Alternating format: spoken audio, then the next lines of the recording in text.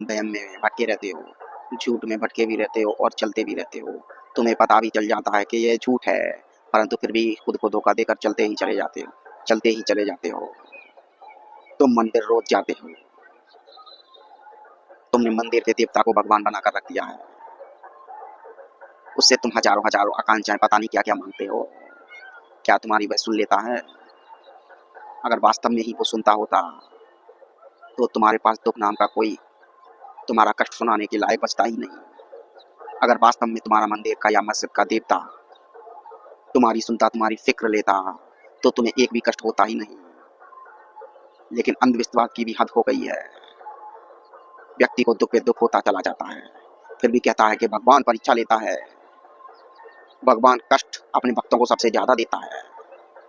मूर्खता की भी कोई हद होती है। सच्चे रास्ते से अपने सच्चे भगवान की ओर चलोगे तो तुम्हें परमानंद में डुबा देगा। वह स्वयं प्रकट होगा, तुम्हें स्वयं अपने में लीन करेगा और सच्चे रास्ते का बोध कराएगा। वह रास्ता कहीं बाहर नहीं है।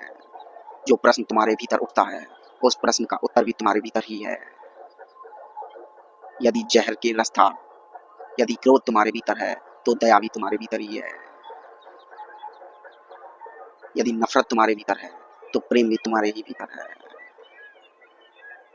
ये दोनों, ये अंतः सभी तुम्हारे भीतर केंद्र से प्रकट होते हैं।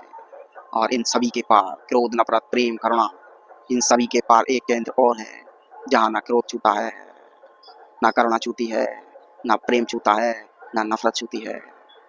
वह केंद्र तुम्हारा स्वरूप है। वहाँ परम विश्राम है, वह परम ऊर्जा है। उस केंद्र को केवल तुम ध्यान के माध्यम से ही पा सकते हो। तुम्हें शांत होना होगा, तुम्हें शांत होकर बैठना होगा। इतना शांत होते होते तुम उस केंद्र का अनुभव स्वतः कर पाओगे। यदि मंदिर में घंटरिया बजाओगे तो तुम्हें कुछ भी ना पता चलेगा, क्योंकि जानने के लिए तो शांत होना होता है। घंटी तो तुम्हारे भीतर बजी रही है, उसे सुनने के लिए तुम्हें शांत मौन बैठना होगा, तभी भीतर की घंटी सुनाई देगी।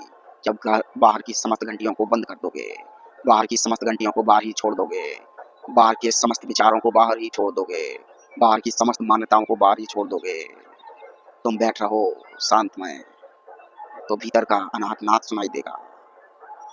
वह नाद परम ऊर्जा है, वह नाद तुम्हारा संगीत है। उसी नाद से तुम इस शरीर में आए हो, उसी नाद से तुम्हें अपने लोक में जाना है। वही नाद सत्य है।